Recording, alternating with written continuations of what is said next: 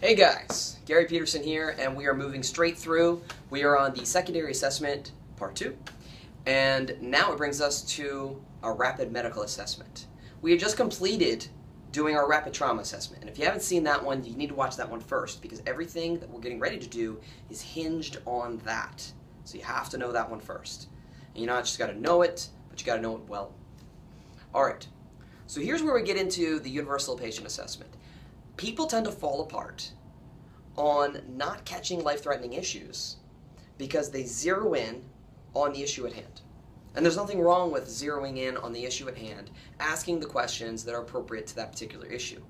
The problem comes into play when you are technically doing, everything right, and you are, treating your patient who has their abdominal pain, and you're treating them for their abdominal pain, and you get them all the way into the emergency room, and what's one of the first things that the nurse ends up asking?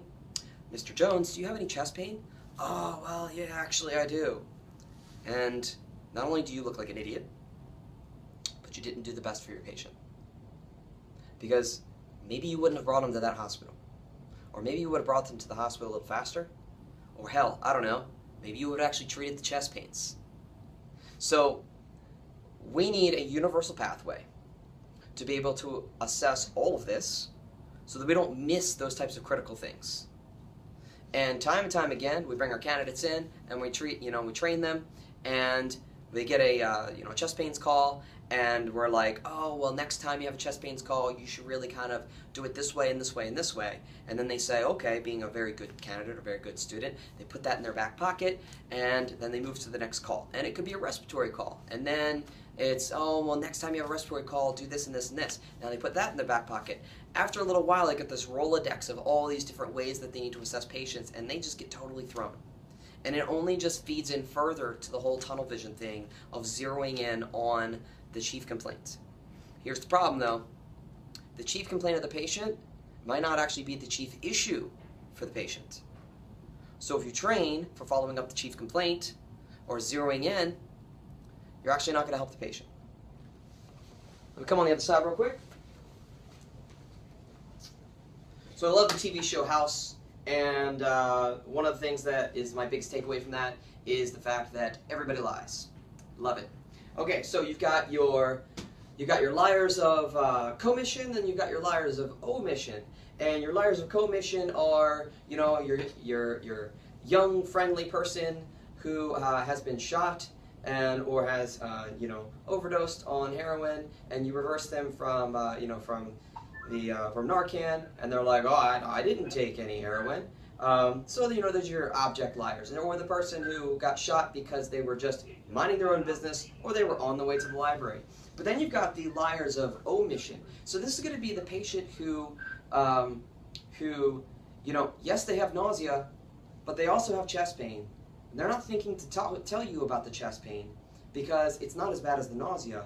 Or they know that they have the chest pain, they would tell you about the chest pain, except they're scared to die.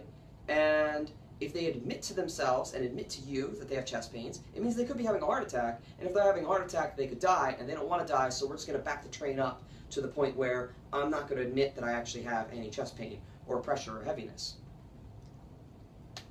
A lot of our job is actually protecting the patient from themselves.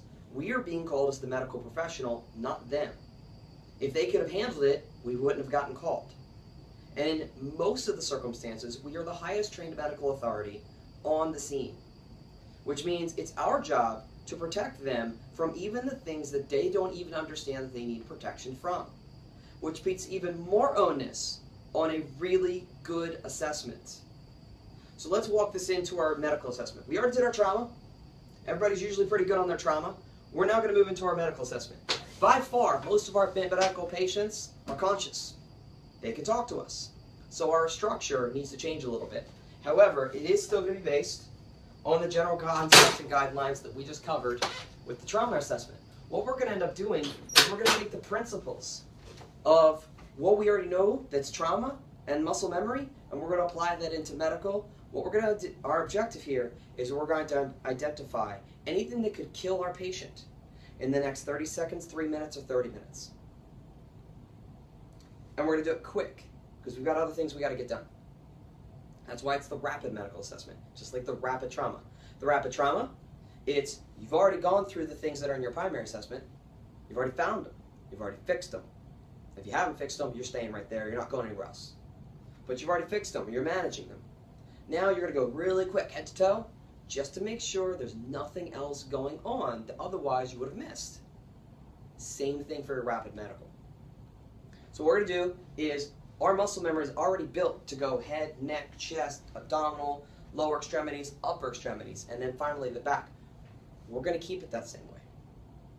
But instead of our eyes looking at what's on the outside and feeling what's on the outside, our eyes and our thoughts are now driven towards what's on the inside. At the same time, we're going to be covering all the high points that are already listed in our National Registry medical assessments. All right. So, I'm going to go for an example, and then we'll move through. The other thing is, just like your super high-level trauma, you're going to expose everything. But for your medical patient, you don't necessarily have to expose the patient unless there's an actual issue. Like, you don't need to, take the whole person's shirt off, cut their shirt off to check their chest if their complaint is nausea. No, you just need to lift the shirt up to be able to expose the belly, because that's the area of their complaint. Just like you're not going to disrobe their pants and underpants if their complaint is nausea. Okay? So we're going about this in a reasonable way.